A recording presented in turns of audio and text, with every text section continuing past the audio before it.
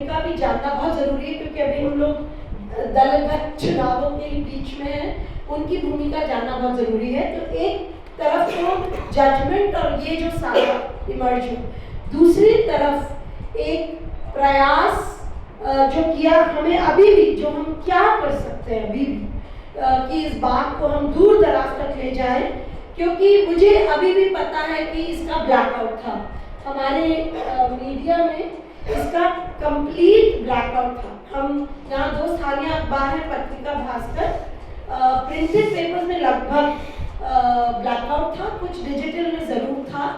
और इसके अलावा जो बहुत इंटरेस्टिंग था, बीजेपी की 6,000-8,000 करोड़ की तो कोई बात नहीं, सीधा हमने कांग्रेस का 1,300 करोड़ का चंदा हमें ज़रूर पढ़ा अखबारों में। तो लोगों को नहीं पता है दरअसल ये कितना गहरा एक हमला है, एक पूरे लोकतंत्र पर हमला है।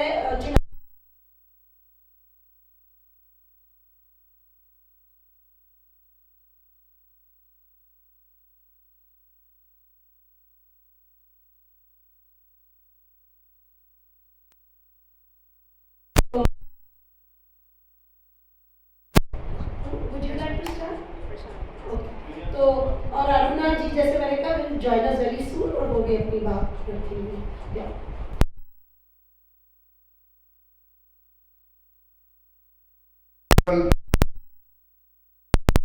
नहीं है। इलेक्टोरल बॉन्ड इंट्रोड्यूस किया गया 2017 के फाइनेंस एक्ट से, जिसमें बहुत सारे कानूनों में संशोधन किए गए, इसलिए कि इलेक्टोरल बॉन्ड एक गुमनाम तरीका होगा पॉलिटिकल पार्टियों को चंदा देने का।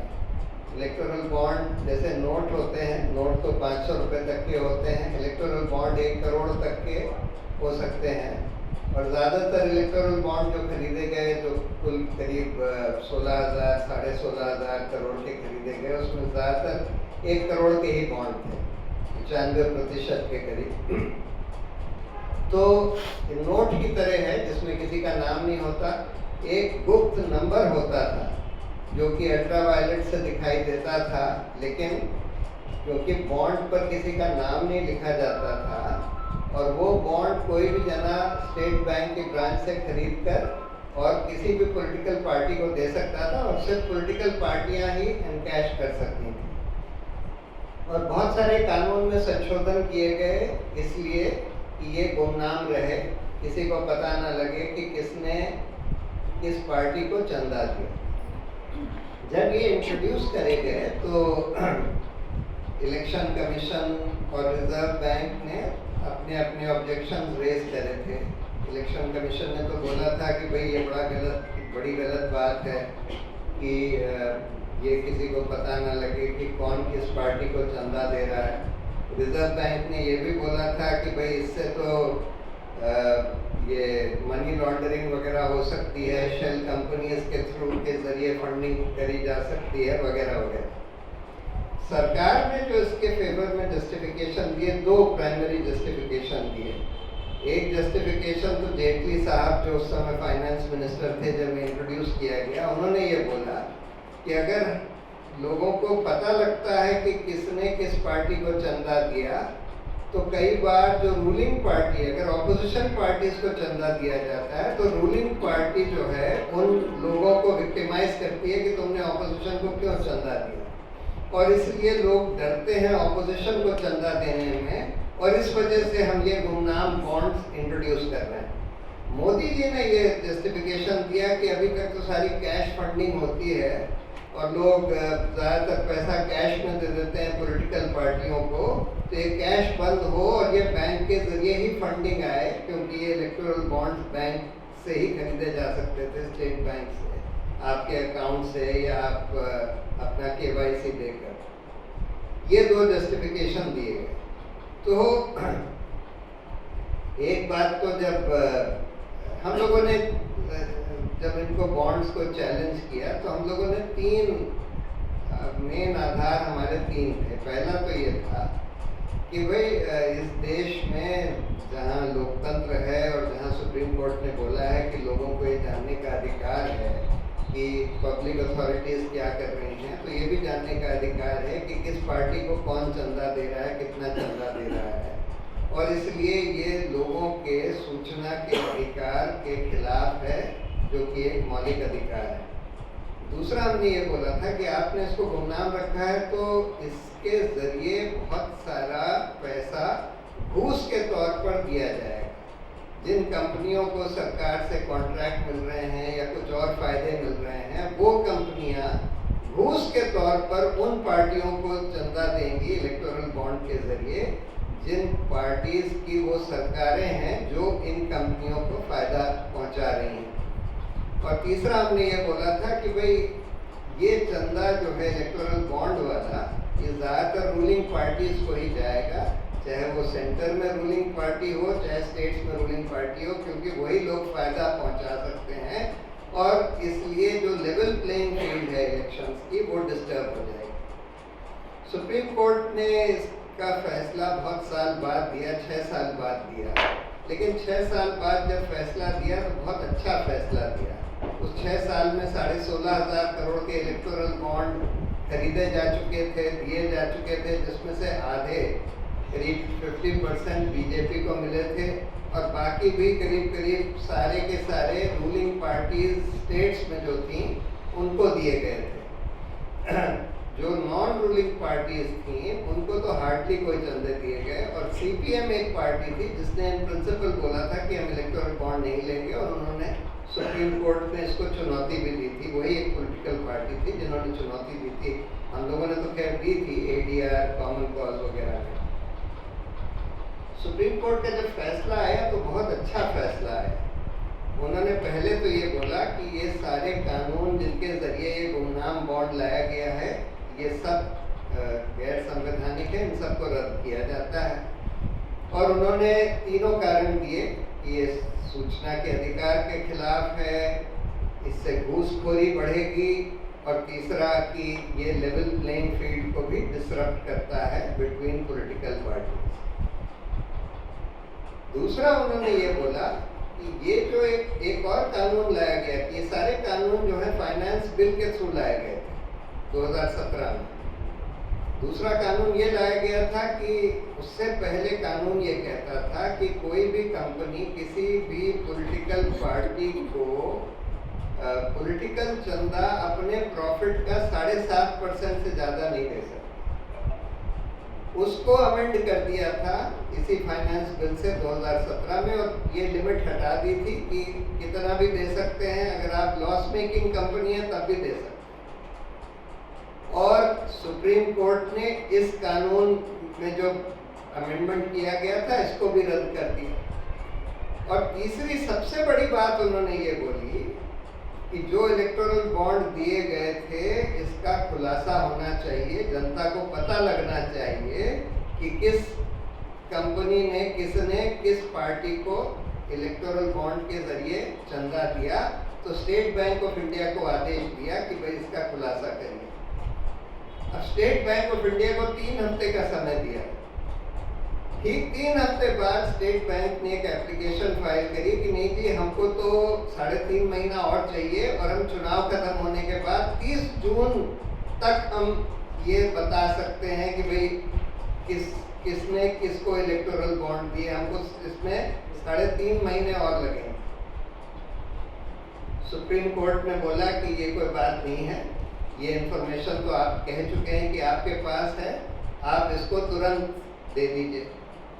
अगले दिन उन्होंने सुप्रीम कोर्ट की फटकार के बाद अगले दिन स्टेट बैंक ने वो सूचना दी, लेकिन उसमें इलेक्टोरल बॉन्ड नंबर नहीं दिए। और इलेक्टोरल बॉन्ड नंबर जो हर एक बॉन्ड के ऊपर होता था वो ना देने की वजह से कोई ये नहीं पता लगा सकता था कि कौन सा बॉन्ड किसने खरीदा और किसको दिया। ये तो पता लगा सकते थे कि इस कंपनी ने इतने बॉन्ड खरीदे, इस दिन खरीदे। ये भी पता लगा सकते थे इस पार्टी ने इतने बॉन्ड जमा किए, इस दिन जमा किए। लेकिन किसके बॉन्ड किसको मिले वो बगैर नंबर दिए नहीं पता लग सकता। तब फिर सुप्रीम कोर्ट ने बोला कि भाई आपने नंबर क्यों नहीं दिया, आपके पास तो सारे नंबर हैं। और तब उनको जब फटकार पड़ी तो उन्होंने एक और दिन में वो नंबर दिए, और नंबर देते ही पहले वो कह रहे थे कि हमको 3.5 महीना लगेगा, लोगों ने 2 मिनट में वो नंबरों का मैचिंग कर ली। 2 मिनट में कंप्यूटर के थ्रू मैचिंग कर ली, जिससे कि पूरे 22,000 बॉन्ड्स का पता लग गया कि किसने कब बॉन्ड खरीदा, कौन से नंबर का, और उस नंबर का बॉन्ड किस पॉलिटिकल पार्टी को दिया गया, कौन से दिन दिया गया। ये सारा इंफॉर्मेशन बाहर आ गया। जब ये इंफॉर्मेशन बाहर आई तो वही चीज बाहर आई जो हम लोगों ने शुरू से सस्पेक्ट करी थी कि भाई ज्यादातर पैसा ये घूस के तौर पर दिया गया, क्योंकि जो चीज बाहर आई है वो बहुत ही भयावह। उससे पता लगता है कि हर तरह से इलेक्टोरल बॉन्ड को घूस का जरिया बनाया गया। बॉन्ड दिए गए कॉन्ट्रैक्ट्स लेने के लिए, और देखिए अगर 5,000 करोड़ के बॉन्ड कॉन्ट्रैक्ट लेने के लिए दिए गए तो उसका ये मतलब नहीं कि 5,000 करोड़ का ही स्कैम है, क्योंकि ये 5,000 करोड़ की घूस जो दी गई ये 5 लाख करोड़ के कॉन्ट्रैक्ट्स लेने के लिए दी गई, यानी कि ये 5 लाख करोड़ का स्कैम है। और इसीलिए परकला प्रभाकर जो निर्मला सीतारमन के हस्बैंड हैं, वो कहते हैं कि ये हिंदुस्तान का ही नहीं बल्कि विश्व का सबसे बड़ा स्कैम है। और सिर्फ कॉन्ट्रैक्ट लेने के लिए नहीं दिए गए हैं इलेक्टोरल बॉन्ड्स, वसूली के लिए, यानी कि एनफोर्समेंट डायरेक्टरेट की रेड होती है किसी कंपनी के ऊपर, या एनफोर्समेंट डायरेक्टरेट का नोटिस दिया जाता है, या कोई किसी के अकाउंट्स अटैच कर लिए जाते हैं किसी कंपनी के, उसके बाद वो कंपनी इलेक्टोरल बॉन्ड्स दे देती है भाजपा को, जो पार्टी जो सेंट्रल गवर्नमेंट पर काबिज है। और central government enforcement directorate income tax और सीबीआई को कंट्रोल कर रही हैं, और उसके बाद उन कंपनियों के खिलाफ ईडी, सीबीआई, आईटी का जो भी एक्शन हो रहा था वो रोक दिया जाता है।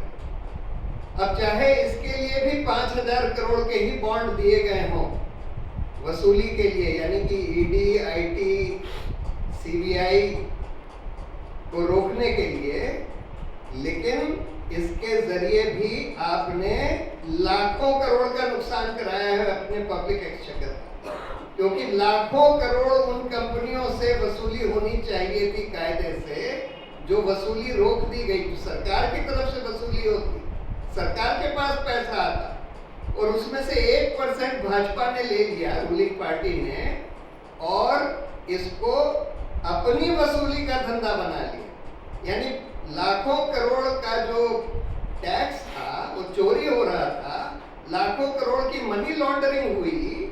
उस मनी लॉन्ड्रिंग को छोड़ देने के लिए कुछ हजार करोड़ भाजपा ने ले लिए घूस के तौर पर इलेक्टोरल बॉन्ड के, और उन कंपनियों को छोड़ दिया। लेकिन सबसे खतरनाक जो चीज हुई है वो ये हुई है कि आपने इन बॉन्ड्स की घूस लेकर पॉलिसी बदल दी। सुप्रीम कोर्ट ने जब 2G लाइसेंस कैंसिल करे तो बोला था कि ये पब्लिक प्रॉपर्टी है, इसका ऑप्शन होना चाहिए, ये पब्लिक प्रॉपर्टी है इसका 2G स्पेक्ट्रम। उसके बाद सैटेलाइट का स्पेक्ट्रम ऑप्शन होना था, लेकिन भारतीय टेलीकॉम से 100 करोड़ से ज्यादा के इलेक्टोरल बॉन्ड के तौर पर घूस लेकर वो पॉलिसी बदल दी गई, और बोला कि अब हम ऑप्शन नहीं करेंगे, हम नॉमिनेशन पर दे देंगे, और भारतीय टेलीकॉम की कंपनी को नॉमिनेशन पर सैटेलाइट स्पेक्ट्रम दे दिया। फिर ग्रासिम इंडस्ट्रीज का कोई इंपोर्ट पॉलिसी बदलने के लिए उनसे घूस ले ली गई। और उससे भी खतरनाक चीज जो अभी ध्रुव राठी ने एक प्रोग्राम किया हाल में, आपको सबको देखना चाहिए, उसका फार्मा स्कैम करके उसका एक यूट्यूब है, कि बहुत सारी फार्मास्यूटिकल कंपनी जिन्होंने बिल्कुल खतरनाक जानलेवा ड्रग्स बनाई थी और जिन पर ड्रग कंट्रोलर का एक्शन चल रहा था, उनसे सैकड़ों करोड़ के बॉन्ड्स लेकर वो ड्रग्स जो जानलेवा ड्रग्स थी जिन्होंने लाखों लोगों को मार दिया, उन ड्रग्स को चलने दिया गया। यानी कि आपने घूस, उन कंपनियों से घूस लेकर लाखों लोगों को मौत के घाट उतार दिया इस देश की। इतनी खतरनाक चीजें हुई। तो अब सवाल यह है कि इसमें क्या होना चाहिए? जब इतनी तरह से घूस देकर इलेक्टोरल बॉन्ड के जरिए पॉलिसी बदलवाई गई, कॉन्ट्रैक्ट लिए गए, ड्रग कंट्रोलर को अपने पीछे से हटाया गया कि जानलेवा ड्रग चलती रहे, उन कंपनियों को प्रॉफिट होते रहे, enforcement directorate, income tax, CBI वगैरह को अपने कंधे से हटाया गया कि भाई वो आपके खिलाफ एक्शन ना लें, तो इसमें क्या होना चाहिए? देखिए, इसमें 4 पार्टीज इन्वॉल्व हैं इस घूस के धंधे में, जो कि एक बहुत ही संगीन अपराध है हमारे प्रिवेंशन ऑफ करप्शन एक्ट में। कौन कौन इन्वॉल्व है? उस कंपनी के लोग जिन्होंने एक घूस दी इलेक्टोरल बॉन्ड के जरिए, उस पार्टी के लोग जिन्होंने एक घूस ली इलेक्टोरल बॉन्ड के जरिए, उस गवर्नमेंट के लोग जिन्होंने वो कॉन्ट्रैक्ट दिए या पॉलिसी बदली इस घूस के वजह से, और उन एजेंसीज के लोग, ईडी, आईटी, सीबीआई के लोग, जिनके अफसर इस कॉन्स्पिरेसी में शामिल हो गए, शरीक हो गए कि अच्छा हम सरकार के कहने पर, जिससे कि उस पार्टी को पैसा मिलता रहे, हम इनके खिलाफ जो एक्शन हम ले रहे थे इसको रोक देते हैं। तो 4 पार्टीज के लोग इन्वॉल्व हैं इस घूसखोरी में। इन सबको आइडेंटिफाई होकर इनको जवाबदेह ठहराना होगा। और जिन पॉलिटिकल पार्टियों ने ये घूस के तौर पर ये पैसा लिया है, ये तो प्रोसीड्स ऑफ क्राइम है। ये पैसा तो वापस उन पार्टियों से वापस लेना पड़ेगा। देखिए, चंदा, पॉलिटिकल चंदा देना गैर कानूनी नहीं था। गुमनाम पॉलिटिकल चंदा देने को सुप्रीम कोर्ट ने गैर संवैधानिक ठहराया है, लेकिन घूस के तौर पर चंदा देना तो बहुत घोर अपराध है। और उसका पैसा जो आया है वो तो प्रोसीड्स ऑफ क्राइम है, जो कि इन पार्टियों से रिकवर होना चाहिए। तो मनी लॉन्ड्रिंग है, प्रोसीड्स ऑफ क्राइम है, सब कुछ। और इनमें कई ऐसी कंपनियां हैं जो एकदम नई नई बनी थी, उन्होंने भी चंदा दे दिया, जो कि कंपनीज एक्ट के खिलाफ है। कुछ कंपनी ऐसी हैं जो लॉस मेकिंग थी, उन्होंने भी चंदा दे दिया। वो किसका पैसा कहां से लेकर आए, ये तो सब जांच के बाद पता लगेगा। इसलिए हम लोगों की डिमांड ये है, और ये पिटीशन आज हम लोगों की फाइल हो रही है, आज कल में फाइल हो जाएगी, कि इस पर एक स्पेशल इन्वेस्टिगेटिंग टीम का गठन सुप्रीम कोर्ट करे, जिसमें कुछ रिटायर्ड सीबीआई के ऑफिसर्स हो, जिनकी छवि बहुत अच्छी रही हो, और उनका नेतृत्व, उनका सुपरविजन एक रिटायर्ड सुप्रीम कोर्ट के जज के निगरानी में हो। और तब ये पूरा खुलासा हो पाएगा, तब जवाबदेही तय हो पाएगा। तो इसीलिए और दूसरी आखिरी बात, देखिए, ये जो पॉलिटिकल फंडिंग की बात है, अगर आप इसको ठीक से देखें, इंडिविजुअल कैंडिडेट्स पर लिमिट लगा रखी है 75 लाख पर कंस्टिट्यूएंसी। यानी कि अगर भाजपा 500 कैंडिडेट खड़ा करती है पूरे देश में, तो पूरे लोकसभा के पूरे चुनाव में मिलाकर सारे कैंडिडेट्स का खर्चा मिलाकर 400 करोड़ से कम होता है। 5 साल में एक बार चुनाव होता है, और इसी 5 साल में सिर्फ भाजपा को सिर्फ इलेक्टोरल बॉन्ड के जरिए 8,500 करोड़ मिल गए, 8,25,000 करोड़ सिर्फ एक पार्टी को। यानी कि जितना पैसा वो एक इलेक्शन में सारे कैंडिडेट्स मिलाकर खर्च कर सकते हैं, उससे 20 गुने से भी ज्यादा पैसा तो सिर्फ इलेक्टोरल बॉन्ड के जरिए मिला इसी 5 साल में। और इतना ही पैसा और कॉर्पोरेट फंडिंग से मिला। यानी कि आपने 75 लाख की जो लिमिट लगा रखी है कैंडिडेट्स के ऊपर, उसका कोई मायने ही नहीं है अगर आप पॉलिटिकल पार्टी के ऊपर कोई लिमिट ना लगाएं। तो सबसे अगर कोई इलेक्टोरल रिफॉर्म होना है तो पॉलिटिकल पार्टी की स्पेंडिंग के ऊपर लिमिट लगानी पड़ेगी। दूसरी बात, बहुत सारे कैंडिडेट्स लिमिट तो 75 लाख है, लेकिन कई कैंडिडेट्स 75 करोड़ खर्च कर देते हैं। और वो क्यों, कैसे खर्च कर देते हैं? क्योंकि पार्टी का तो खैर एक बात है, लेकिन खुद भी कर देते हैं, कैश में करते हैं, डिक्लेयर नहीं करते। डिक्लेयर 75 लाख करेंगे, खर्च करेंगे 75 करोड़, क्योंकि कैश में खर्च करेंगे। तो इलेक्शन कमीशन उनको पकड़ नहीं पाता है, पकड़ता नहीं है। इसका तरीका ये था कि आप एक लाइन का अमेंडमेंट कर दें रिप्रेजेंटेशन ऑफ पीपल एक्ट में कि कोई भी कैंडिडेट या पॉलिटिकल पार्टी ना तो कैश में पैसा ले सकता है ना खर्च कर सकता है, सिर्फ बैंक के थ्रू सब काम होगा। पॉलिटिकल पार्टी का भी, कैंडिडेट का भी। जब नोटबंदी करी थी मोदी जी ने, तो बोला था कि भाई हम कैशलेस इकोनॉमी चाहते हैं, हम चाहते हैं कि सब लोग बैंक के ही थ्रू ट्रांजैक्ट करें। आम आदमी तो बैंक के थ्रू नहीं कर सकता सब काम, लेकिन पॉलिटिकल पार्टी और कैंडिडेट्स तो कर सकते हैं। आइए आइए रोना जी। नहीं कोई बात नहीं, आइए आइए।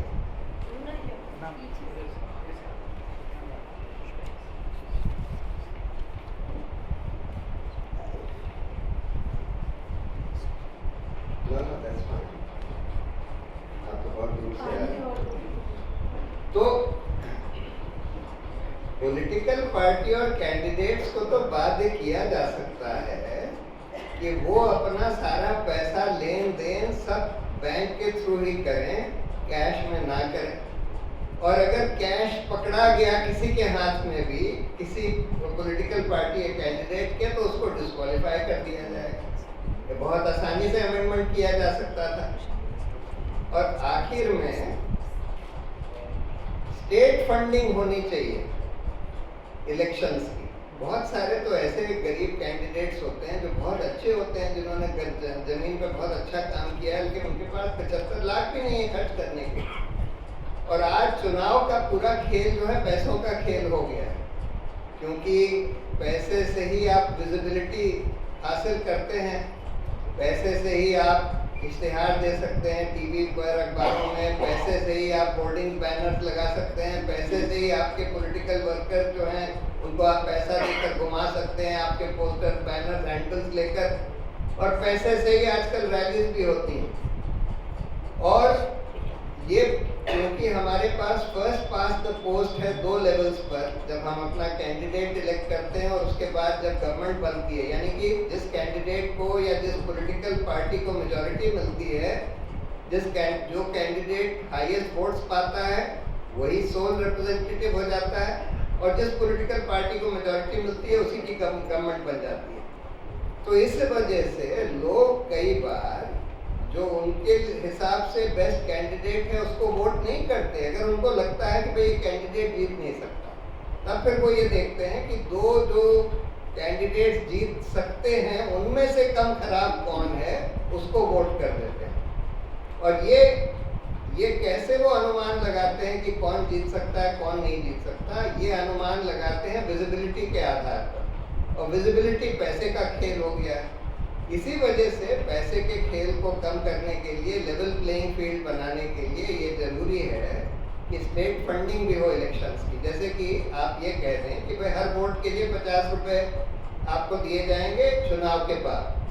अगर आपको 1.5 लाख वोट मिले तो आपको 75 लाख रुपए सरकार की तरफ से मिल जाएगा। कई लोग कहते हैं कि भाई ये तो बहुत महंगा हो जाएगा। कितना महंगा हो जाएगा? एक चुनाव में 60 करोड़ वोट पड़ते हैं।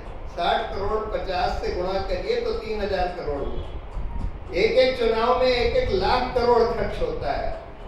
3000 करोड़ अगर सरकार स्टेट फंडिंग के तौर पर दे दे 5 साल में एक बार, तो कोई बड़ी रकम नहीं है। ये एमपी लैड की स्कीम में ही इससे कहीं जाते 10 गुना 20 गुना पैसा सरकार देती है एमपीज को। तो इसलिए ये सब तरीके हैं पैसे के खेल को कम करने का। और दूसरी बात तो खैर प्रोपोर्शनल रिप्रेजेंटेशन भी करना चाहिए। प्रोपोर्शनल रिप्रेजेंटेशन में ये होता है कि अगर किसी पार्टी को 2% वोट मिलते हैं तो उनके 2%, यानी मान लीजिए कोई छोटी सी पार्टी है, सीपीआई को मान लीजिए, 2% वोट मिले उसको, उनके 10 एमपीज तो जाएंगे पार्लियामेंट में। 2% यानी कि 10, तो इसलिए लोग खुलकर सीपीआई को भी वोट देंगे, छोटी पार्टियों को भी वोट देंगे अगर उनकी फेवरेट पार्टी वो है। तो इसलिए ये 3-4 सुधार हमारे इलेक्टोरल सिस्टम में होने की ज़रूरत है, तब जाकर ये सब जो आज सारा पूरा पैसे का खेल बना हुआ है ये जाकर खत्म होगा। Thank you. तो साथियों, ये तो बहुत ही बढ़िया दिया और पूरा समझाया कि किस तरीके से इलेक्टोरल बॉन्ड्स को लाया गया और 4 कानूनों को पहले संशोधित किया गया कि वो इलेक्टोरल बॉन्ड स्कीम ला सकें, जिस स्कीम ने बेसिकली पूरी तरह से फ्लड गेट्स खोल दिए अनलिमिटेड अनोनिमस फंडिंग के पॉलिटिकल पार्टीज में। और इसका मतलब ये हुआ कि पर्दे के पीछे जो भी कंपनियां हैं, जो भी लोग हैं, जो बड़ा पैसा देना चाहते हैं पार्टियों को, वो दे पा रहे थे। ये वो स्कीम थी और इस स्कीम को आयरॉनिकली लाया गया ये कहकर कि पारदर्शिता बढ़ाने के लिए हम ये स्कीम ला रहे हैं। हम चाहते हैं कि काला धन खत्म हो जाए, हम पारदर्शिता बढ़ाना चाहते हैं। और जब सुप्रीम कोर्ट की जजमेंट आई है, जजमेंट में कोर्ट ने जो बातें कही हैं वो मुझे लगता है कि सूचना के अधिकार पर जो तमाम लोग काम करते हैं उनके लिए बहुत ही महत्वपूर्ण है, क्योंकि इतने समय से यही बात हो रही थी कि ये जो स्कीम थी इलेक्टोरल बॉन्ड्स की, ये लोगों के, खास करके वोटर्स के सूचना के अधिकार को पूरी तरह से ध्वस्त करने वाली एक स्कीम लाई गई थी। और कोर्ट ने यही बात कही है अपनी जजमेंट में कि जब बड़ी कंपनियां पैसे देती हैं किसी पॉलिटिकल पार्टी को, वो जनहित में नहीं देती, वो अपने हित के लिए पार्टियों को पैसे देती हैं। वो सोचती हैं कि हम किसी पार्टी को पैसे दें, अगर वो पार्टी जीत जाए, सरकार बनाए, तो वो पार्टी हमारे लिए नीति बनाए, वो पार्टी उस कंपनी के लिए कानून बनाए, वो पार्टी उस कंपनी को कॉन्ट्रैक्ट दे। तो कोर्ट ने ये स्पष्ट रूप से लिख दिया, इसको कह दिया क्विड प्रो को, इसको कह दिया क्लाइंटलिज्म। और कोर्ट ने कहा कि ये लोगों के सूचना के अधिकार को पूरी तरह से खत्म करता है। और अगर हम लोकतंत्र में वोटिंग करने जाते हैं तो वोटर को इन्फॉर्म्ड वोटिंग हम नहीं कह सकते वो कर रहे हैं अगर उन्हें मालूम नहीं है कि कौन किसको पैसे दे रहा है, किस पॉलिटिकल पार्टी को।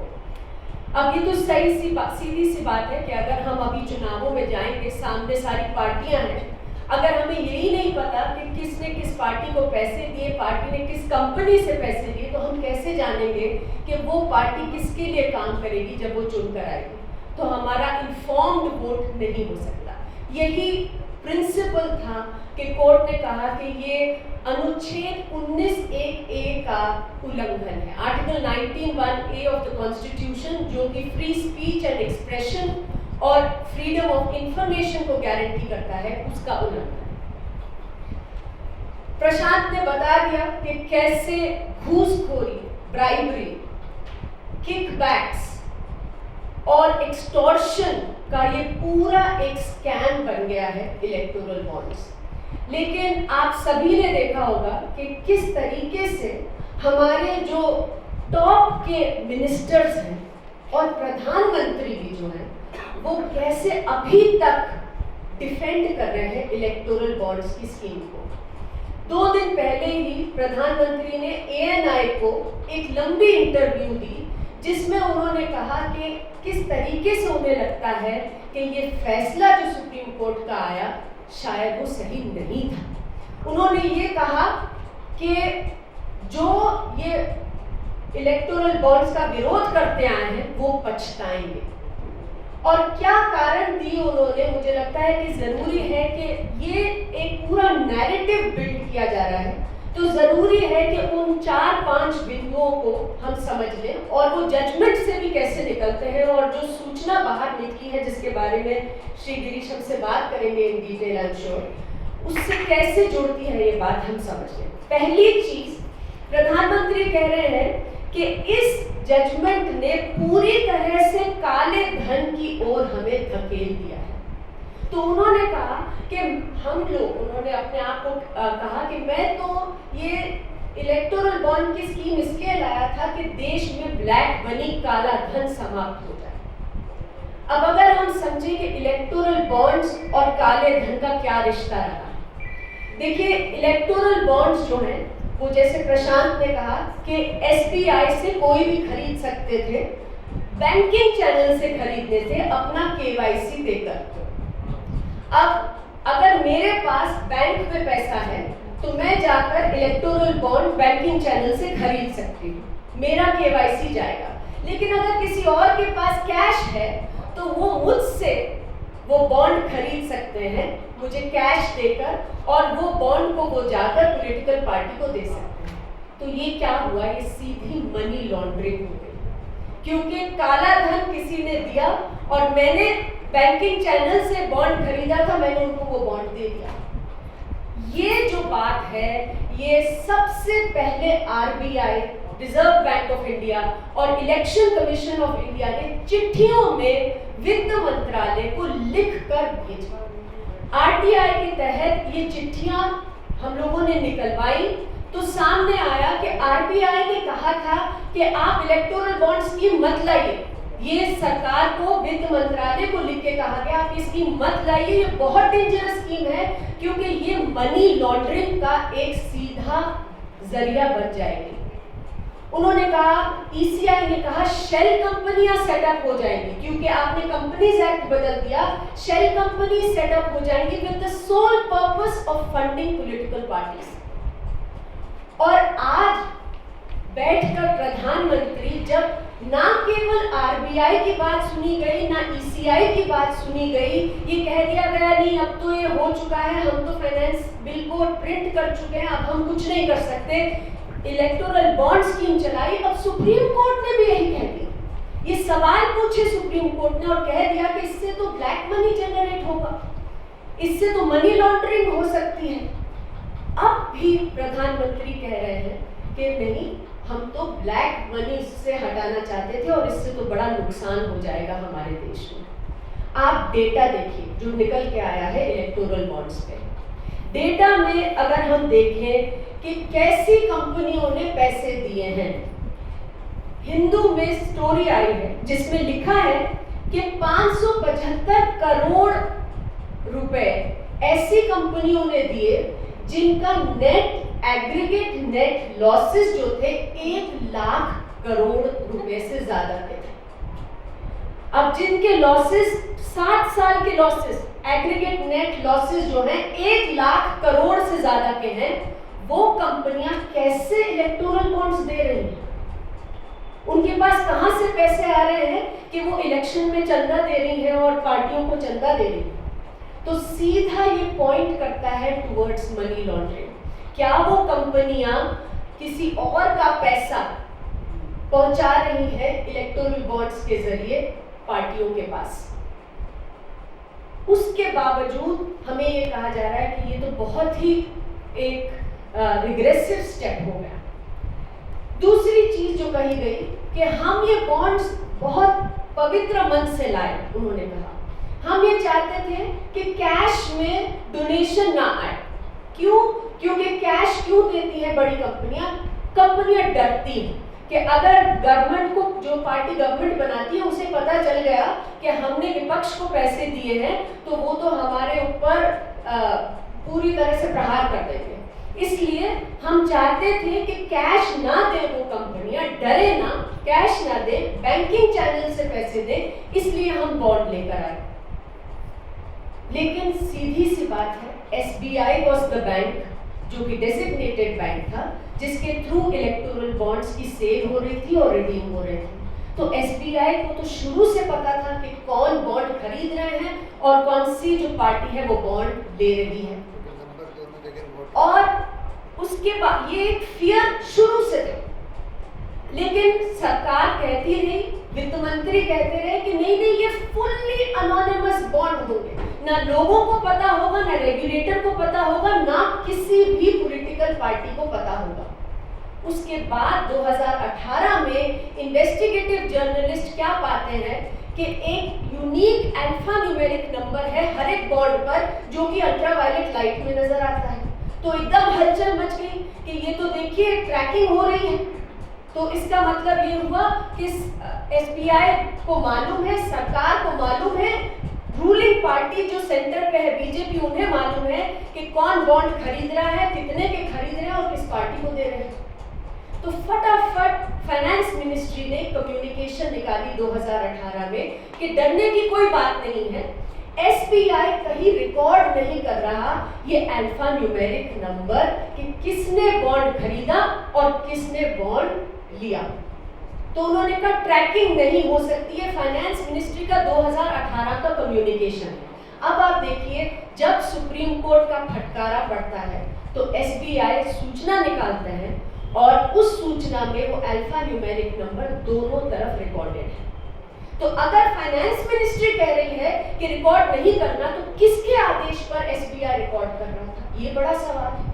क्योंकि अगर इसकी ट्रैकिंग ही नहीं होनी थी तो एसबीआई ट्रैकिंग कैसे कर रहा था, इलीगल कर रहा था क्या ट्रैकिंग? और जो उस समय पे सबसे सीनियर ब्यूरोक्रेट थे जिन्होंने स्टीयर करा इस पूरे इलेक्टोरल बॉन्ड्स को, उन्होंने बाहर आके कहा ये तो इलीगल रिकॉर्डिंग थी, हमने तो कभी कहा ही नहीं कि आप रिकॉर्ड करिए, ट्रैक करिए। तो किसके लिए ट्रैक हो रहा था? क्या सरकार ट्रैक करा रही थी और फिर उन कंपनियों के पीछे पड़ रही थी? ये एक बड़ा सवाल है।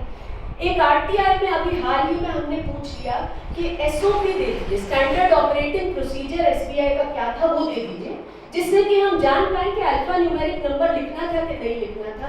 एसबीआई ने आज भी सुप्रीम कोर्ट की जजमेंट के बाद भी एसओपी डिनाई करता है कि हम नहीं दे सकते, ये commercial confidence of third party को इंपैक्ट करेगा, commercial interest of third party को इंपैक्ट करेगा। तो ये जो स्कीम चली, ये लाई इसलिए गई कि हम सबको ये आश्वस्त करना चाहते हैं कि जो रूलिंग पार्टी है वो नहीं जान पाएगी कि आप किसको पैसे दे रहे हैं। आप कैश में मत दीजिए, आप बैंकिंग चैनल के थ्रू दीजिए, लेकिन रूलिंग पार्टी पूरा समय ये जान सकती थी, ट्रैक हो रहा था कि कौन पैसे दे रहा है। तो ये जो पूरी बात है ये समझ में आ चुकी है आज कि ये पूरी तरह से गुमराह करने वाली बात आज भी प्रधानमंत्री कर रहे हैं। तीसरी बात जो बहुत जरूरी है वो ये है कि कैश कभी रुका नहीं।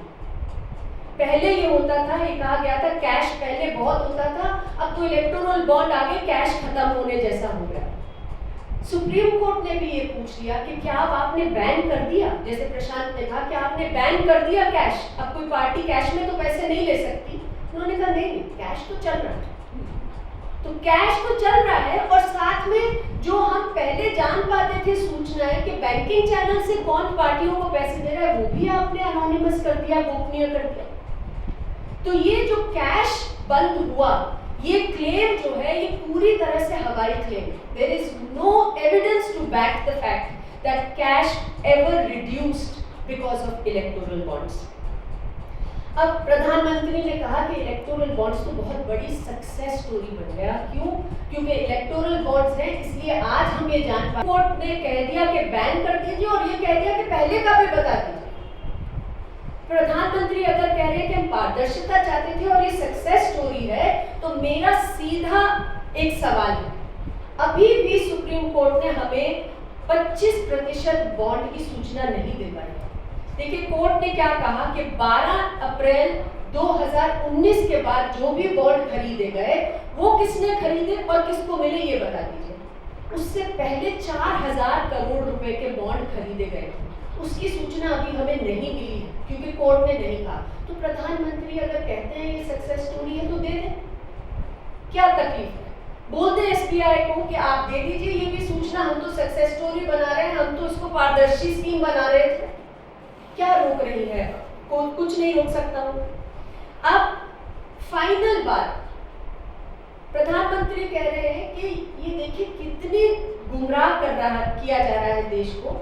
ईडी, सीबीआई, आईटी डिपार्टमेंट के रेड जिन कंपनियों पर चले जिन्होंने इलेक्टोरल बॉन्ड दिए, उसमें से केवल 37% पैसे जो उन्होंने दिए इलेक्टोरल बॉन्ड से वो बीजेपी को दिए, बाकी 63% दूसरी पार्टियों को दिए।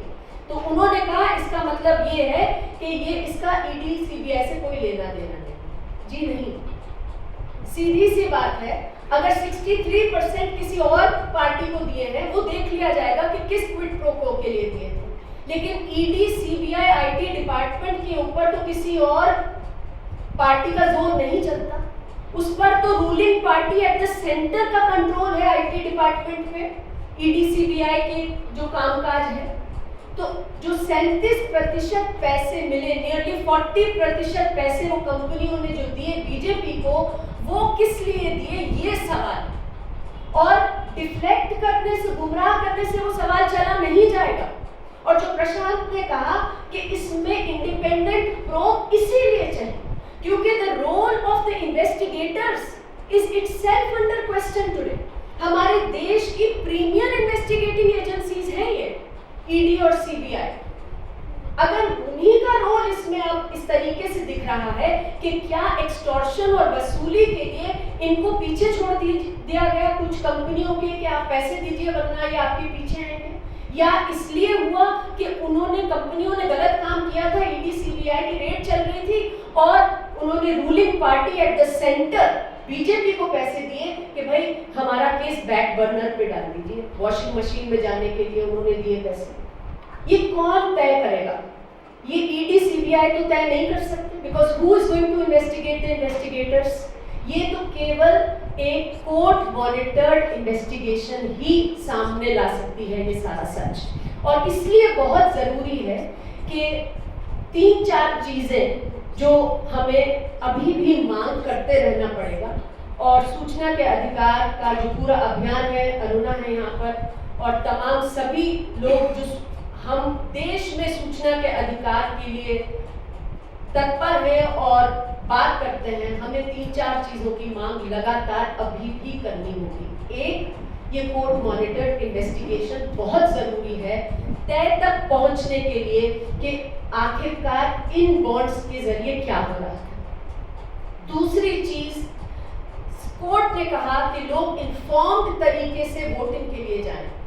जो सूचना सामने आ गई है उसे ज्यादा से ज्यादा हमें पहुंचाना है, जिससे कि लोग समझ सकें कि क्या पार्टियां क्या चंदा ले रही थी, किससे चंदा ले रही थी, और हम जाकर वोट अपना इन्फॉर्म्ड तरीके से कर सकें। बहुत जरूरी है। और वो काम बहुत सारी मीडिया आज नहीं कर रही जो उन्हें करना चाहिए। कुछ मीडिया करती है, ज्यादातर नहीं कर रही। तो लोगों को ही इसको आगे ले जाना होगा, अभियानों को ही आगे ले जाना होगा इसको। तीसरी चीज, हम सब ये याद रखें कि सूचना के अधिकार कानून में CIC जो सेंट्रल इंफॉर्मेशन कमीशन है, उनका एक ऑर्डर है। उन्होंने 2013 में एक ऑर्डर दिया कि सारी नेशनल पॉलिटिकल पार्टीज जो हैं वो सूचना के अधिकार के दायरे में आएंगी। उन्हें लोगों को बताना होगा कि उनको पैसे कहाँ से आ रहे हैं, कहाँ से वो पैसे खर्च कर रही हैं, कितने पैसे खर्च कर रही हैं, कैंडिडेट्स के बारे में सारी सूचना देनी होगी। 2013 से लेकर आज तक एक भी पॉलिटिकल पार्टी ने RTI के दायरे में अपने आप को सबमिट नहीं किया है। तो बहुत जरूरी है कि हम ये दबाव बनाए रखें कि पॉलिटिकल पार्टीज जो है वो इस तरीके से गोपनीय तरीके से लोगों के जानने के हक का हनन करते हुए काम ना कर सके। ये पार्टियां जनहित में है कि लोग जान सके लोकतंत्र में कि ये पार्टियां क्या कर रही है और कहां से चंदा ले रही हैं।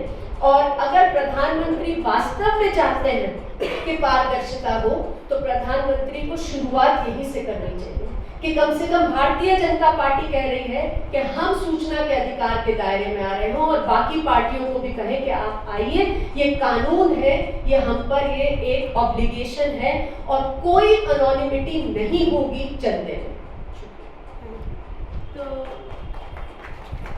Thank you Kavita ji. मेरा नाम श्री गिरीश है। मैं द रिपोर्टर्स कलेक्टिव नाम के एक बहुत ही छोटे से इंडिपेंडेंट मीडिया ऑर्गेनाइजेशन से आता हूँ जो कि मोस्टली क्राउड फंडेड है।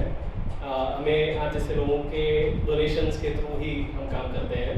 एंड कविता जी बहुत करेक्टली इन द बिगिनिंग बोल रही थी कि इलेक्टोरल बॉन्ड्स वाली बात पब्लिक तक पहुँच नहीं रही है, there is a media blackout. इसका एक बहुत सिंपल सा रीज़न है। जो रिपोर्टर्स कलेक्टिव और अन्य इंडिपेंडेंट ऑर्गेनाइजेशंस है, इनका जो एनुअल बजट होता है ना, वो जो बड़े बड़े एंकर है जो चीखते चिल्लाते हैं अपने टीवी पे, उनके 2-3 महीने की सैलरी के बराबर का। इतने पैसों में, इतने रिसोर्सेज पे हम अपना सारा काम कर रहे हैं और विदाउट एनी लीगल सपोर्ट। और बहुत ज़्यादा इस समय में एक डेंजरस एटमॉस्फेयर भी बना है जहाँ पे जर्नलिस्ट के खिलाफ एक डायरेक्ट असॉल्ट भी हो रहा है। रिपोर्टर्स कलेक्टिव जिस ऑर्गेनाइजेशन से मैं आता हूँ, इसने लगातार पिछले 5 सालों से इस इशू को ट्रैक किया है, खास करके हमारे फाउंडिंग एडिटर नितिन सेठी जी ने। तो हमारे जो इन्वेस्टिगेटिव रिपोर्ट्स हमने 2019 में किए थे, जिनका जिक्र अभी प्रशांत जी और अंजलि जी ने किया, उसमें साफ साफ ये नज़र आया था कि जो इंडिपेंडेंट इंस्टीट्यूशंस हैं, इलेक्शन कमीशन हो या रिजर्व बैंक ऑफ इंडिया हो, उन्होंने साफ तौर पर फाइल पे ये अपना ऑब्जेक्शन जारी कर दिया था।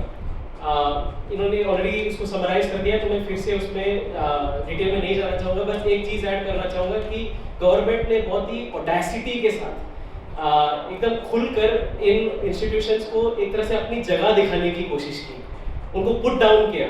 जैसे आरबीआई जब ऑब्जेक्ट कर रहा था तो साफ साफ फाइनेंस मिनिस्ट्री के ऑफिशियल्स ने फाइल में लिख दिया कि पार्लियामेंट इज सुप्रीम, और इस तरह से उनके जो भी ऑब्जेक्शंस थे उनको ओवरराइड कर दिया। एसबीआई की बात करें तो एसबीआई के पास जो भी आरटीआई के एप्लीकेशंस जा रहे थे, तो एसबीआई फाइनेंस मिनिस्ट्री से अप्रूवल मांग रहा था जवाब देने के लिए। अब एसबीआई एक ऑटोनोमस बॉडी है जो आरटीआई का जवाब खुद से दे सकता है, बट वो इसके लिए भी परमिशन मांग रहा था सेंट्रल गवर्नमेंट से। ये बहुत ही एक वरिंग ट्रेंड है। अब आरबीआई की बात करें तो आरबीआई ने बहुत साफ तरीके से कहा था कि इस स्कीम से मनी लॉन्ड्रिंग होगी, बट गवर्नमेंट ने उन्हें बिल्कुल निकार दिया। उन्होंने कहा कि पार्लियामेंट इज सुप्रीम, आपका ऑब्जेक्शन बेसिकली मैटर नहीं करता, राइट। तो आरबीआई ने एक तरह से एक कॉम्प्रोमाइज सजेस्ट किया था, और ये बहुत ही इंटरेस्टिंग बात है कि आरबीआई ने कॉम्प्रोमाइज सजेस्ट ये किया था कि साल में सिर्फ 2 विंडोज खुलेंगे जब इलेक्ट्रल बॉन्ड्स की खरीद होगी, और ये विंडोज 15 दिन के लिए ही खुले जाएंगे। बट जब यूनियन गवर्नमेंट ने स्कीम बनाया तो उन्होंने 2 की जगह 4 विंडोज खोलने की बात कर दी, जबकि आरबीआई ने ये साफ तरीके से कहा था कि कम से कम विंडोज हो ताकि मनी लॉन्ड्रिंग का पॉसिबिलिटी कम हो जाए। अब काफ़ी नैरेटिव भी फैल रहा है in media and even amongst the public कि इलेक्ट्रल बॉन्ड्स को हम बीजेपी से क्यों लिंक कर रहे हैं, कि बाय भी से कि ये इनके द्वारा एक स्कैम हुआ है, जबकि सभी पार्टीज ने इसका लाभ उठाया है। नॉट सभी parties actually, but some parties ने इसका लाभ उठाया है। बट हमें रिपोर्टर्स कलेक्टिव को हार्ड एविडेंस मिला showing that the union government broke its own law to favour the Bharatiya Janata party. Union government ने अपनी ही नियम को तोड़ा भारतीय जनता पार्टी को फेवर करने के लिए, और ये एक बहुत ही एक तरीके से कहें तो एक अम्यूजिंग सा केस है, जहाँ पे कुछ डोनर्स ने 10 करोड़ रुपए भारतीय जनता पार्टी को दिए मई 2018 में। ये कर्नाटक इलेक्शन वाला समय है, तो तब 10 करोड़ रुपए भारतीय जनता पार्टी को दिए थे, लेकिन उन्होंने 15 दिन के अंदर इसको एनकैश नहीं किया। अब अकॉर्डिंग टू लॉ अगर 15 दिन के अंदर कोई इलेक्टोरल बॉन्ड एनकैश नहीं होता है तो एक्सपायर हो जाता है। बट इस केस में क्या हुआ, भारतीय जनता पार्टी के ऑफिशियल्स एसबीआई के पास गए और उन्होंने कहा 15 दिन का डेफिनेशन क्या है, क्या ये वर्किंग डेज है या कैलेंडर डेज है। तो फाइनेंस मिनिस्ट्री ने विद इन 1 डे इसमें एक लूप होल निकाल दिया और कहा कि एक्चुअली ये वर्किंग डेज माना जाएगा सिर्फ इस केस में। ये भी उन्होंने फाइल में साफ तौर पे कहा कि सिर्फ इस केस में हम इंटरप्रेट कर रहे हैं कि वर्किंग डेज है, और इसलिए भाजपा को ये 10 करोड़ मिल गए, जबकि ये पूरी तरह से इलीगल है। और ये नियम कि इतने ही दिन में इलेक्ट्रल बॉन्ड्स एनकैश होने चाहिए, ये आरबीआई ने सजेस्ट किया था मनी लॉन्ड्रिंग को रोकने के लिए। तो क्लियरली गवर्नमेंट ने मनी लॉन्ड्रिंग रोकने के एक रूल को तोड़ा अपने ही पार्टी को फेवर करने के लिए। इसके अलावा रिपोर्टर्स कलेक्टिव ने और भी चीजें पाई हैं जो कि बहुत वरीइंग है। जैसे एसोसिएशन ऑफ पावर प्रोड्यूसर्स नाम का एक लॉबी ग्रुप है जो कि थर्मल पावर प्लांट्स जो चलाते हैं, जो बिजली उत्पादन कंपनियां हैं, बड़ी बड़ी कंपनियां हैं, अडानी ग्रुप हो गया, आरपी संजीव गोयनका ग्रुप हो गया, वेदांता एक्सेट्रा, जो कि पोल्यूशन के लिए भी बहुत जाने माने हैं और ह्यूमन राइट्स वायलेशन के लिए भी जाने जाते हैं, बहुत कंट्रोवर्शियल कंपनीज हैं। इनकी एक एसोसिएशन है जो कि continuously over the last few years government के साथ लॉबी करते जा रही है। इनके लॉबिंग के just thanks to this lobbying Madhya Pradesh के कुछ घने जंगलों को खोल दिया गया है for mining. Despite objections from environment ministry. इनके लॉबिंग की वजह से थर्मल पावर प्लांट्स को जो पोल्यूशन कम करने के लिए कुछ डिवाइसेस इंस्टॉल करने थे, इनके डेडलाइंस एक्सटेंड हो गए। इनके लॉबिंग की वजह से जो थर्मल पावर प्लांट्स लोन्स ओ करती हैं, इनके रीपेमेंट्स को रीशेड्यूल कर दिया गया। इस तरह के कई सारे पॉलिसी डिसीजंस लिए गए और हमने पाया कि इनके मेंबर्स, जो एसोसिएशन ऑफ पावर प्रोड्यूसर्स हैं, इनके मेंबर्स ने कुल मिलाकर 500 करोड़ से ज़्यादा सिर्फ और सिर्फ भारतीय जनता पार्टी को दिया। और ये सारे जो डिसीजंस की मैं बात कर रहा हूँ, ये सारे सेंट्रल गवर्नमेंट के ही डिसीजंस थे। इसके अलावा हमने पाया कि ऑरोबिंदो फार्मा नाम की एक कंपनी है, इसने काफ़ी करोड़ों रुपए भारतीय जनता पार्टी को दिए हैं। इसके प्रमोटर हैं पी शरद चंद्र रेड्डी, जो कि एक्यूज थे दिल्ली लिकर एक्साइज स्कैम में, जिसमें अभी केजरीवाल जी जेल में हैं। और ये शरद चंद्र रेड्डी जी को बेल भी मिल गया था और वो अप्रूवर भी बन गए थे। और बेल मिलने के कुछ ही दिनों पहले उन्होंने भारतीय जनता पार्टी को चंदा दिया था थ्रू इलेक्टोरल बॉन्ड्स। एक और दिलचस्प बात यह है कि इसी कंपनी ऑरोबिंदो फार्मा को गवर्नमेंट के तौर से एक सब्सिडी स्कीम है, प्रोडक्शन लिंक्ड इंसेंटिव स्कीम, इसके तौर पे हजारों करोड़ों का मुनाफा मिला था। और ये मिलने की स्कीम के अंदर इनको सब्सिडी मिलने के 2 दिन में, बस 2 दिन के अंदर इन्होंने 25 करोड़ रुपए सीधा भारतीय जनता पार्टी के खाते में डाले। ऐसे कई और केसेस हैं, बट मैं बहुत ब्रीफली इस पे बात करना चाहता था। तो थैंक यू सो मच। मुझे लगता है दोपहर में चाहती हूँ कि जो पिटिशनर्स थे केडीआर, सीपीआईएम और कॉमन कॉज, उनको हमारे तरफ से बधाई हो। और गिरीश जैसे रिपोर्टर्स कलेक्टर को प्रतिनिधित्व कर रहे हैं, आपको भी हमारे तरफ से बधाई हो, क्योंकि बात तो हमारे सबके मन में था। जोरदार तालियां।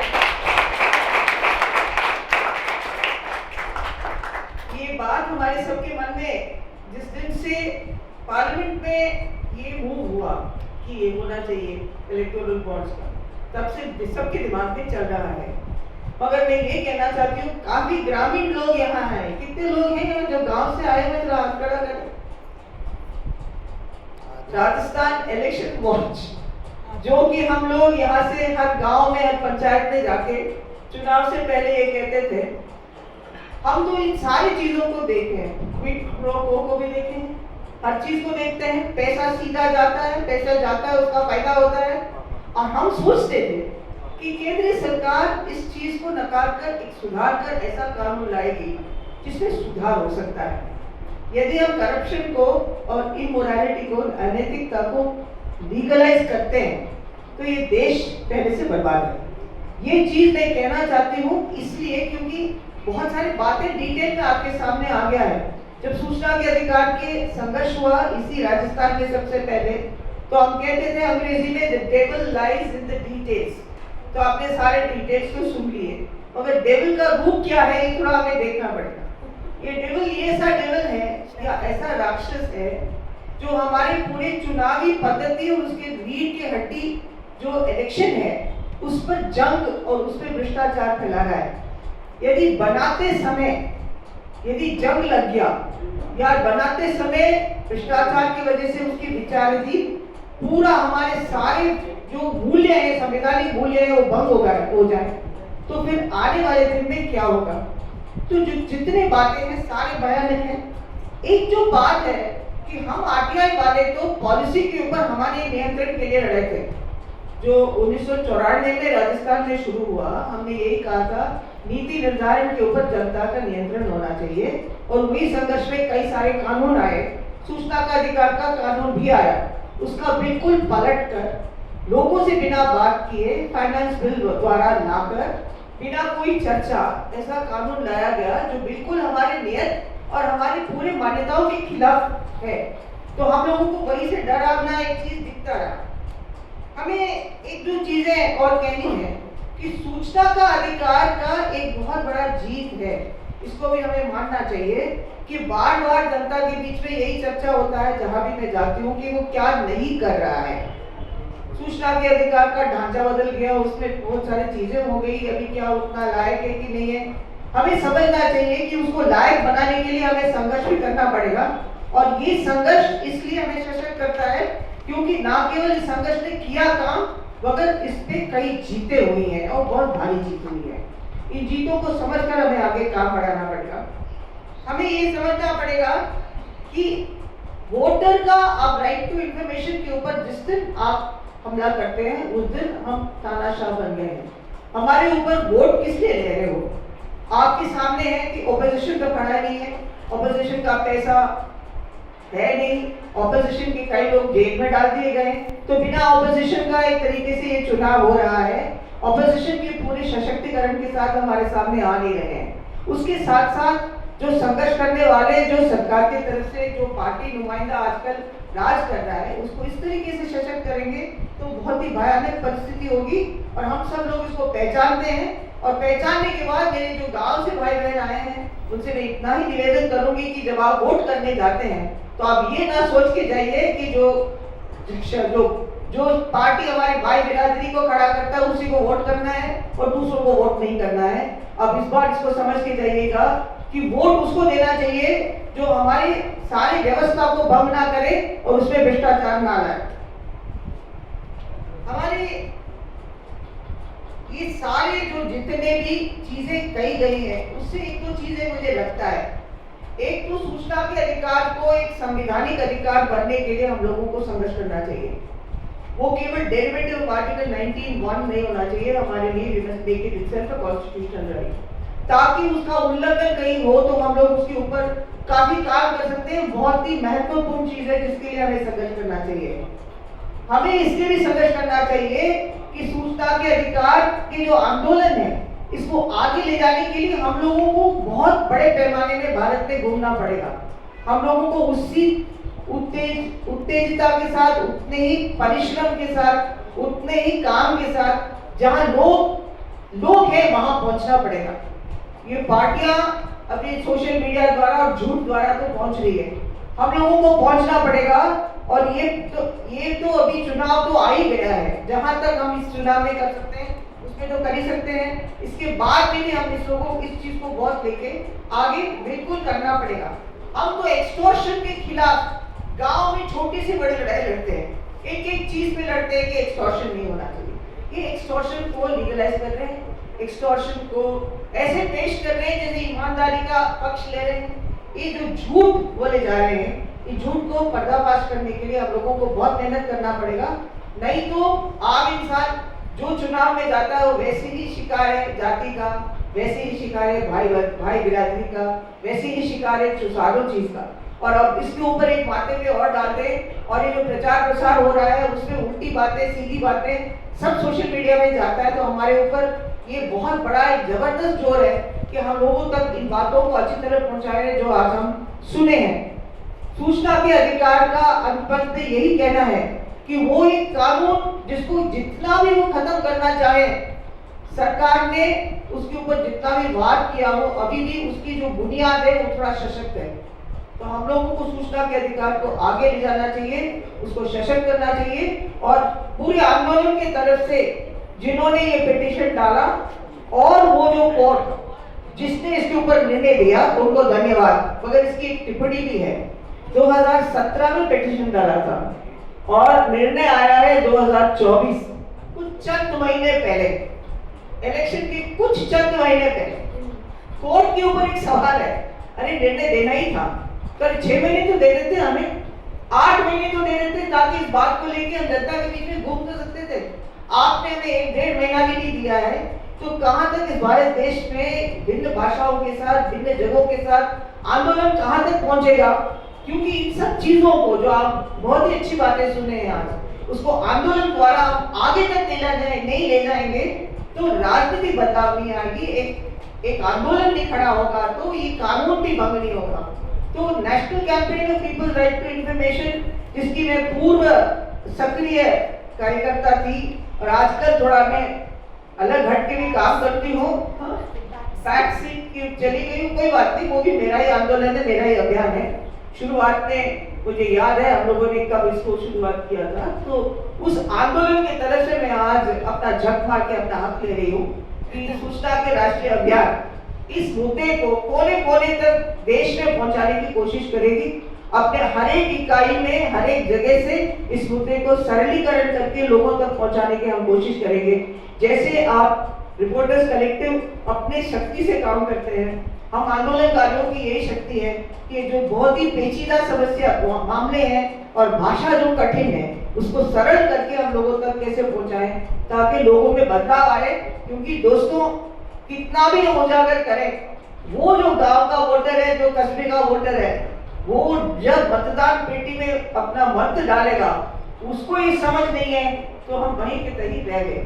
तो हमारे लिए एक बहुत बड़ी चुनौती है, जैसे आप सब जानते हैं। उसके लिए हम वादा करते हैं कि इस मुद्दों के आगे ले जाएंगे, क्योंकि हमारा ही मुद्दा है, हमारी ही जीत है। इसको हम आगे तक ले जाएंगे और इसको एक सही रूप से सबके पास पहुंचाएंगे। जो हमारे मीडिया बिरादरी यहाँ बैठी है, आपसे मैं एक निवेदन करूंगी कि राजस्थान की मीडिया नहीं होता तो लोकतंत्र में सूचना का अधिकार की बात ही नहीं होती। मीडिया ने इस बात को इस तरीके से उठाया राजस्थान में कि पीछे हट नहीं पाई सरकार उस समय। आपसे निवेदन है कि इस मुद्दे को भी वैसे उठाए आप ताकि कोई भी सरकार पीछे ना हट पाए और निडर होकर मामले को आगे लाए, ताकि हम लोग इस राजनीतिक और लोकतांत्रिक आंदोलन को आगे ले जाए। तो बहुत बहुत धन्यवाद, एक बार जोरदार ताली। ये सवाल कई लोग पूछते हैं। देखिए, सुप्रीम कोर्ट ने 2 चीजें बोली। ये बोला कि ये इलीगल इसलिए है क्योंकि ये गुमनाम है, और इसीलिए उन्होंने बोला कि इसका पर्दाफाश होना चाहिए, यानी कि लोगों को पता लगना चाहिए कि किसने किसको दिया। ये नहीं बोला उन्होंने कि इलेक्टोरल बॉन्ड के थ्रू चंदा नहीं दिया जा सकता। इलेक्टोरल बॉन्ड के थ्रू इसलिए नहीं दिया जा सकता था क्योंकि गुमनाम था। हाँ? लेकिन मैंने जो बोला कि अगर ये पता लगता है कि ये इलेक्टोरल बॉन्ड घूस के तौर पर दिया गया, तब तो वो बिल्कुल इलीगल है, और उस सिचुएशन में उन पार्टियों से वो पैसा वापस लेना होगा। और उसी की पिटीशन हम लोग फाइल कर रहे हैं SIT इन्वेस्टिगेशन की। और अगर ये पता लगे कि घूस के तौर पर, अभी तो शंका है, बहुत स्ट्रॉन्ग शंका है कि घूस के तौर पर ये पैसा दिया गया इलेक्टोरल बॉन्ड के जरिए, लेकिन अगर ये सिद्ध हो जाता है एक इंडिपेंडेंट इन्वेस्टिगेशन के द्वारा, तो जिस पार्टी ने घूस के तौर पर लिया उनसे तो ये पैसा वापस लेना होगा, वो स्टेज पर होगा। Electoral bonds are meant for elections only, or can they be used for party building, democratic law spreading, democratic ideals, etc.? For anything, it is money with the political party. They can use it But for. you connected it with the expenditure incurred in elections. So how do you? No, I was saying that there is a huge anomaly in our whole law regarding limits on electoral spending. On the one hand, there is a limit on candidates, even if they are candidates of political parties. But there are no limits on political party spending, even if they spend on elections. Suppose the BJP were to spend all the 8,000, of course this is not the only money that the BJP has got. 8,200 crores they got only through electoral bonds in the last 6 years. But they have got at least equal amount of money through other corporate funding, through electoral trust, through various other, through cash, etc. Now, if they are to spend even this 8,000 crores or even half of it for elections, then they are spending 4,000 crores just for elections. Whereas if all their candidates put together can spend only 400 crores, if they put up candidates in every constituency in the country, even then the BJP candidates put together can spend 400 crores max. But the party can spend 4,000 crores. What does this mean? It means that you are making a mockery of this limit on election expenses. by not placing a limit on party spending. And secondly, as I pointed out, see, if you wanted to limit cash, as Anjali also pointed out, you could have just made a one-line amendment in the Representation of People Act. No candidate or political party shall either take or spend any money in cash. Everything should be through banking channels. And if any candidate or political party is caught spending in cash or taking money in cash, it will be deemed to be a corrupt practice for which the election of the candidate will be set aside and the party's registration will be cancelled. Simple. Why was this not done? Why was this not done? If Modi ji claimed that he wanted to limit cash, why was this not done? Today everybody knows that some candidates are spending 100 times. Instead of 75 lakhs, they are spending 75 crores in cash. Why was this not done? Sir, I wanted to ask you two questions. One is कि अगर जो ruling party है, अगर वो कहे कि अगर हमें किसी फलानी पार्टी से चंदा लेके उनको कॉन्ट्रैक्ट्स देने हैं, तो हम कैश में, जैसे अगर मान लीजिए फॉर एग्जांपल अंबानी से अगर लेना है रूलिंग पार्टी को, अंबानी से अगर 100 करोड़ रुपए ले लें और 1000 करोड़ के कॉन्ट्रैक्ट्स दे दें, तो वो कह सकते हैं कि हम कैश में लेके दे सकते थे। कम से कम इस केस में भले ही वो कोर्ट के फैसले के बाद वो नाम सामने तो आ गए हैं। दूसरी बात ये है सर कि आपने क्विड प्रो क्यो की बात करी है। अगर ये जो असर्शन देते हैं political party court of law में, ये देखो ये तो मियर कोइंसिडेंस था कि उन्होंने पैसा दिया और उनको कॉन्ट्रैक्ट्स मिले, इसमें कुछ भी क्विड प्रो क्यो नहीं है, it was a mere coincidence. How do you think you would respond to that? कि इतने सारे कोइंसिडेंस होना तो मतलब फिर अपना दिमाग गिरवी रख दें और बोलें कि भाई ये कोइंसिडेंस हो गया कि इस कंपनी ने दिया है औरबिंदो फार्मा का केस ले लिया और उसके 6 दिन बाद उसको अप्रूवर बना दिया और अगले दिन उसको बेल दिलवा दी। ईडी के कंसेंट से बेल दी गई उस आदमी को जो कि प्राइम अक्यूज था। आप कैश की बात कर रहे थे कि कैश में घुस, अरे भाई दिल्ली एक्साइज स्कैम में सब कैश ही की तो बात हो रही है, इलेक्टोरल बॉन्ड की बात कहाँ हो रही है? ईडी कहाँ इलेक्टोरल बॉन्ड की बात कर रही है? इलेक्टोरल बॉन्ड की बात तो हम लोग कर रहे हैं कि भाई उसमें तो मनी ट्रेल पकड़ गया। ईडी तो सिर्फ कैश के बेसिस पर इन्वेस्टिगेशन कर रही है, कह रही है कैश दिया गया 100 करोड़। तो कैश भी अगर कोई कंपनी देती है तो उसमें इन्वेस्टिगेशन करके तो पकड़ा तो जा ही सकता है, लेकिन यहाँ तो मनी ट्रेल दिख रही है। Money trail black and white में दिख गई क्योंकि सुप्रीम कोर्ट ने ऑर्डर कर दिया कि भाई इसका खुलासा होना चाहिए, नहीं तो नहीं दिखती। I'm talking about intention, sir. If the ruling party says that if our intention was wrong, we could have taken money in cash. We did not do that. That's what I'm saying. I think some of these questions are linked. So let me just say that देखिए ऐसा है कि जब ruling party कह रही है कि अब कम से कम लोग जान पाए हैं, पहली चीज़ तो ये है that there was no way for people to know who was funding through electoral bonds till actually the Supreme Court said that information has to be retrospectively given to people from April 12, 2019. So we have that information now, not because electoral bond scheme was supposed to give us that information, but because the Supreme Court has now ruled that we have to have that information. Actually, ये political funding है. This is not something that is related just to electoral funding. Let us understand that पहले जब चंदा आता था, cash आता था, a lot of that cash was never declared by political parties. आज भी वो होता है, लेकिन political parties जब बड़े-बड़े भवन बनाते हैं, buildings बनाते हैं, they need to show some money, they need to declare income. Now let us understand what has happened with the Bharatiya Janata Party, for example. If we look at their last year's income account statement, it shows that their declared income 54% came from electoral bonds. Now this is a huge sum. Of all the money that the BJP declared that it got, 54% came from electoral bonds. Now that money they need in their bank to show that we are spending for building these big offices, for doing these hiring these jets and so on, in which a lot of electioneering would be happening. So parties do need some declared income to be able to use it. Electoral bond scheme played a very large role in that.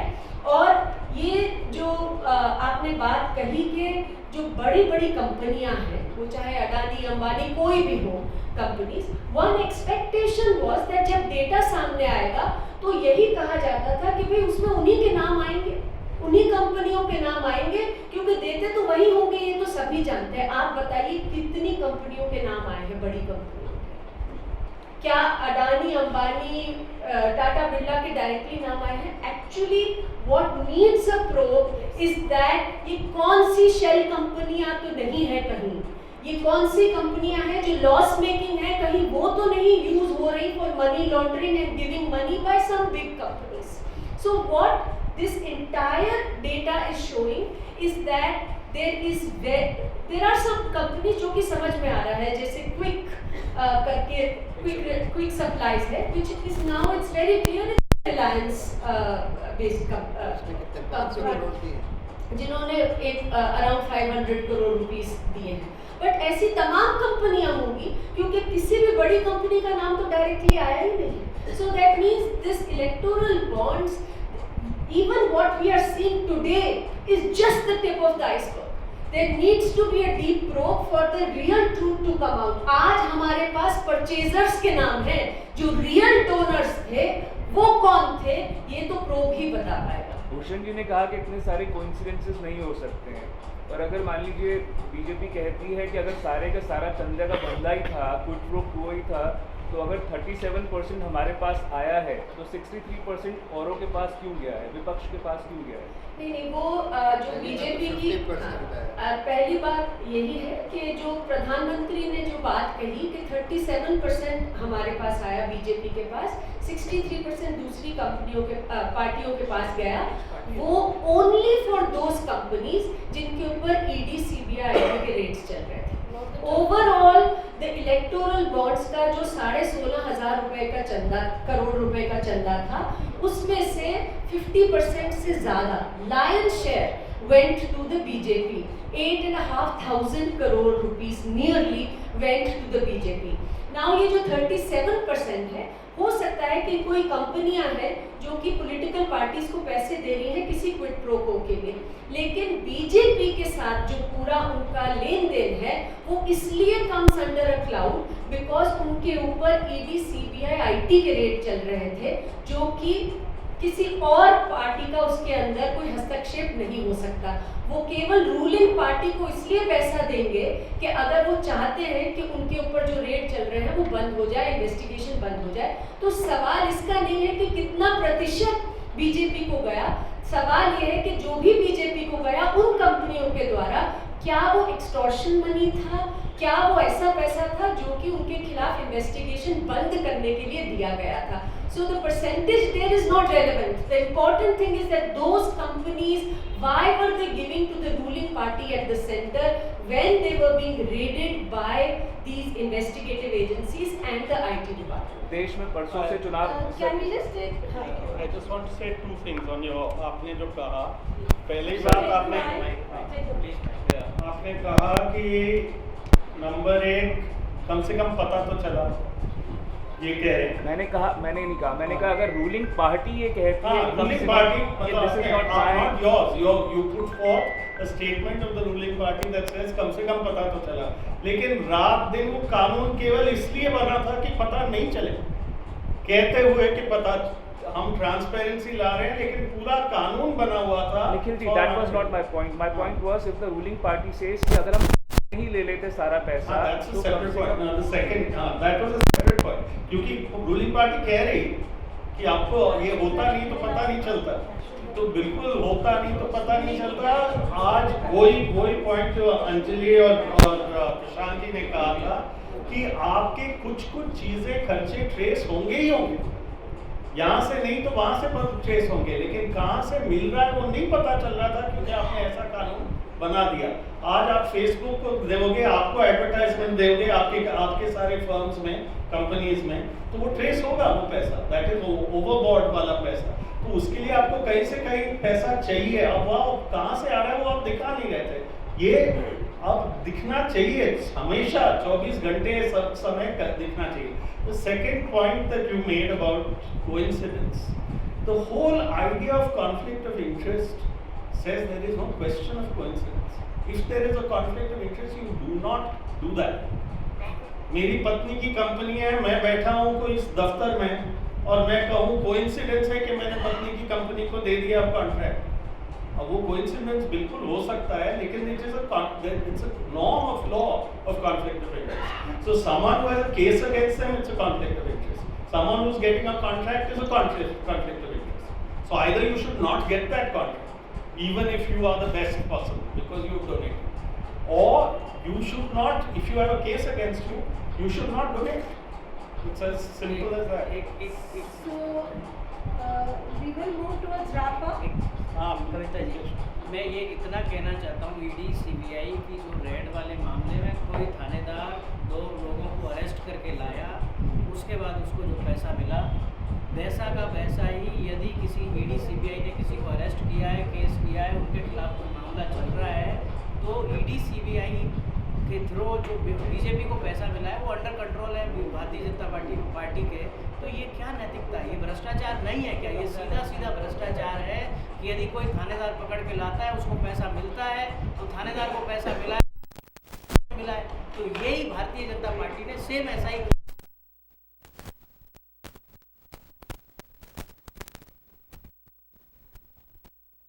कई कंपनियों ने जिन्होंने चंदा दिया उनके ऊपर ED CBI IT की red हो रही थी, इन्वेस्टिगेशन हो रहा था, और चंदा देने के बाद ऐसा लगता है कि वो सब रुक गया। और कुछ तो ऐसी कंपनियां हैं जो दवाई बनाने की, जिनके दवाइयाँ जो हैं सब स्टैंडर्ड पाई गई थी या जानलेवा पाई गई थी, उनको वो दवाई चलने देने के लिए ऐसा लगता है कि ये इलेक्टोरल बॉन्ड दिए।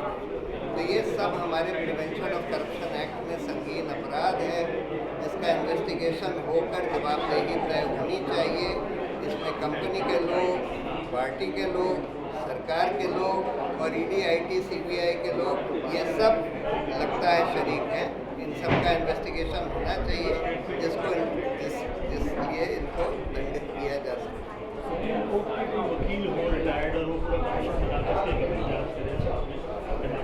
नहीं, मैंने बोला कि एक सुप्रीम कोर्ट को एक स्पेशल इन्वेस्टिगेटिंग टीम का गठन करना चाहिए, क्योंकि ये नॉर्मल कोई एजेंसी नहीं कर सकती।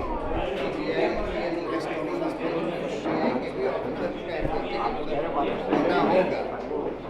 दूसरी बात, इस पूरे इन्वेस्टिगेशन का सुपरविजन एक रिटायर्ड सुप्रीम कोर्ट के जज के द्वारा होना चाहिए, और इसमें इन्वेस्टिगेटिंग ऑफिसर्स कुछ बहुत ही विश्वसनीय सीबीआई के रिटायर्ड ऑफिसर्स को बनाया जा सकता है। उनके द्वारा एक एसआईटी का गठन किया जा सकता है, जो सुप्रीम कोर्ट को ही करना चाहिए।